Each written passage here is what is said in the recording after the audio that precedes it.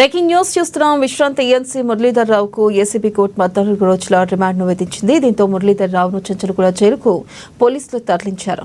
అక్రమాస్తుల కేసులో అరెస్ట్ చేశారు. ఆయన పేరుతో భారీగా ఆస్తులు ఉన్నట్లుగా అధికారులు గుర్తించారు. ఇక మంగళవారం బంజారాహిల్స్ లోని మురళీధర్ రావు ఇంటితో పాటు మరో 11 ప్రాంతాల్లోనూ ఏకకాలంలో సోదాలను నిర్వహించారు. ఆయనతో పాటు కుటుంబ సభ్యులు బినామీల పేరుతో ఉన్న అక్రమాస్తులను గుర్తించారు.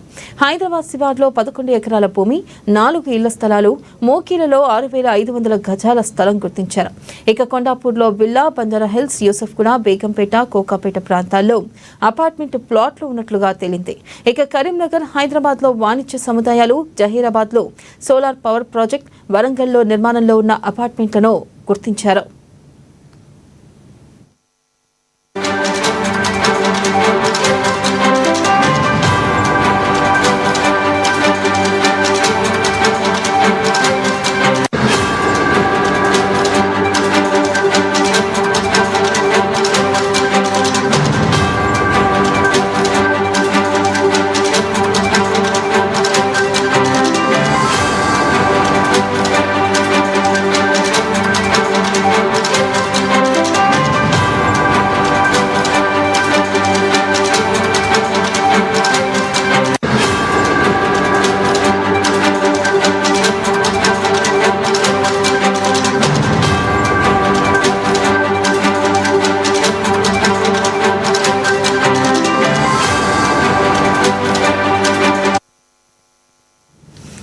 బ్రేకింగ్ న్యూస్ చూస్తున్నాం. విశ్రాంత ఏఎన్సీ మురళీధర్ రావుకు ఏసీబీ కోర్టు 14 రోజుల రిమాండ్ విధించింది. దీంతో మురళీధర్ రావును చెంచల్గూడ జైలుకు పోలీసులు తరలించారు.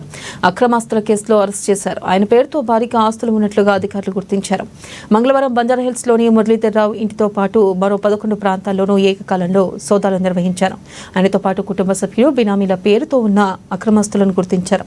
హైదరాబాద్ శివార్లో 11 ఎకరాల భూమి, 4 ఇళ్ల స్థలాలు, మోకీలలో 6,500 గజాల స్థలం గుర్తించారు.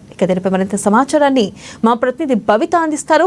భవిత, నీటిపారుదల శాఖలో ఉన్నటువంటి అధికారులను, అవినీతికి పాల్గొన్నటువంటి అధికారులను ఒక్కొక్కరిగా బయటకు తీస్తుంది ఏసీబీ. అయితే గతంలో కాళేశ్వరం ప్రాజెక్టుల నిర్మాణంలో భాగంగా జరిగిన అవకతవకలకు సంబంధించి కాంగ్రెస్ ప్రభుత్వం వచ్చిన తర్వాత కాళేశ్వరం కమిషన్ ఏర్పాటు చేసిన తర్వాత అందులో భాగస్వాములైనటువంటి వాళ్ళ అన్నిటిపైన విజిలెన్స్ నివేదిక ఇచ్చింది. ఈ నివేదికలో భాగంగానే అందులో నీటిపారుదల శాఖలో పనిచేసే అధికారులు పూర్తి స్థాయిలో 17 మందికి పైగా అవినీతికి పాల్పడ్డట్టు కూడా వాళ్ళు గుర్తించారు. ఈ నేపథ్యంలోనే అప్పటి నుంచి నివేదిక వచ్చినప్పటి నుంచి కూడా ఏసీపీ అధికారులు ఒక్కొక్కరి పైన కూడా ఫోకస్ చేసి వాళ్ళు సంపాదించిన ఆస్తులు, కూడబెట్టిన ఆస్తులు అన్నిటి కూడా బయటకు తీసే పనిలో పడ్డారు. అయితే ఇప్పటికే దాదాపుగా 3 విచారించినటువంటి ఏసీపీ తాజాగా నిన్న మాజీ ఏఎన్సీ కీలక పాత్ర పోషించారు కాళేశ్వరం ప్రాజెక్టు నిర్మాణంలో.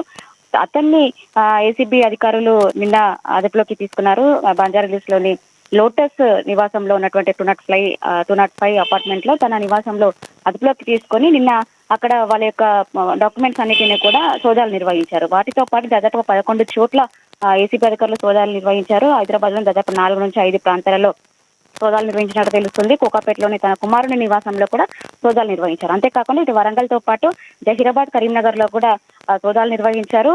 మురళీధర్ ఉన్నటువంటి సన్నిహితులు కావచ్చు, బంధువులు, వాళ్ళ యొక్క స్నేహితులు, అంతేకాకుండా వాళ్ళ కుమారుడు, ఇంకా తనతో వాళ్ళందరి ఇళ్లలో కూడా సోదాలు నిర్వహించినట్టు తెలుస్తుంది. దాదాపుగా ఇప్పటికే 200లకు పైగా ఆస్తులు కూడా పెట్టినట్టుగా వీళ్ళు గుర్తించారు. వాటికి సంబంధించినటువంటి పలు డాక్యుమెంట్స్ కూడా స్వాధీనం చేసుకున్నారు. అయితే ఈ రోజు అక్రమంగా సంపాదించినటువంటి ఆస్తుల కేసుకు సంబంధించి నిన్న అదుపులోకి తీసుకున్నటువంటి ఏసీపీ అధికారులు ఈ రోజు అరెస్ట్ చేసి రిమాండ్ కు తరలించారు. 14 రోజులు రిమాండ్ కు తరలిస్తూ కూడా వాళ్ళు నోటీసుల్లో పేర్కొన్నారు. అయితే ఇప్పటికే దాదాపుగా 11 చోట్లలో అంటే సోదాలు నిర్వహించినటువంటి ఏసీపీ దాదాపుగా పలు డాక్యుమెంట్స్ స్వాధీనం చేసుకున్నంలో భాగంగా హైదరాబాద్ లో కోకాపేటలో కావచ్చు, మోకిలాలతో పాటు యూసఫ్గూడ, బేగంపేట, ఇంకా పలు ప్రాంతాలలో అపార్ట్మెంట్స్ ఉన్నట్టుగా, అంతేకాకుండా ఓపెన్ ప్లాట్స్ తో పాటు మోకిలాల్లో దాదాపుగా 11.5 ఎకరాల అగ్రికల్చర్ ల్యాండ్ తో పాటు కోకాపేటలో 6,500 గజాల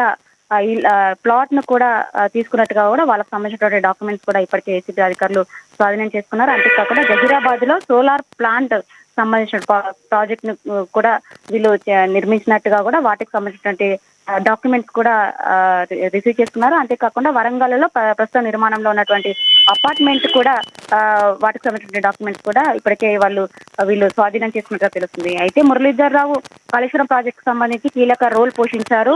అప్పుడు దాదాపు ఉమ్మడి రాష్ట్రంలో ఉన్నప్పుడే వీళ్ళ యొక్క పదవీ విరమణ అంటే పదవి కాలం పూర్తయినప్పటికీ కూడా తెలంగాణ రాష్ట్రం ఏర్పడిన తర్వాత బీఆర్ఎస్ ప్రభుత్వం హయాంలో కూడా కంటిన్యూ చేశారు. ఆయన పదవీ కాలం ముగిసిన తర్వాత కూడా దాదాపుగా 13 ఏళ్లు వాళ్ళు పదవిలో కొనసాగారు. అయితే బీఆర్ఎస్ కాలంతో పాటు కాంగ్రెస్ వచ్చిన తర్వాత కూడా పూర్తి స్థాయిలో వాళ్ళు పదవిలో కొనసాగారు. అయితే కాళేశ్వరం ప్రాజెక్టులో నిర్మాణంలో భాగంగా అంటే వాటి యొక్క బ్యారేజ్లు అంటే ప్లేస్ మార్చడం అంటే వారి యొక్క ఒక ప్రాంతం నుంచి ఒక ప్రాంతానికి మార్చడంతో పాటు నిర్మాణంలో భాగమైనటువంటి అంటే సబ్ కాంట్రాక్టులకు సంబంధించి కావచ్చు వివిధ డిపార్ట్మెంట్లకు సంబంధించి కూడా వీళ్ళు కీలక పాత్ర పోషించారు. కమిషన్లు తీసుకొని పూర్తి స్థాయిలో కాళేశ్వరం అక్రమానికి పాల్పడ్డారు అన్నట్టు కూడా అక్రమ ఆస్తులు గుర్తించారు. అయితే ఈ నేపథ్యంలోనే కొద్దిసేపటి క్రితమే వీళ్ళను అరెస్ట్ చేసి రిమాండ్కి తరలించారు. వెనెల.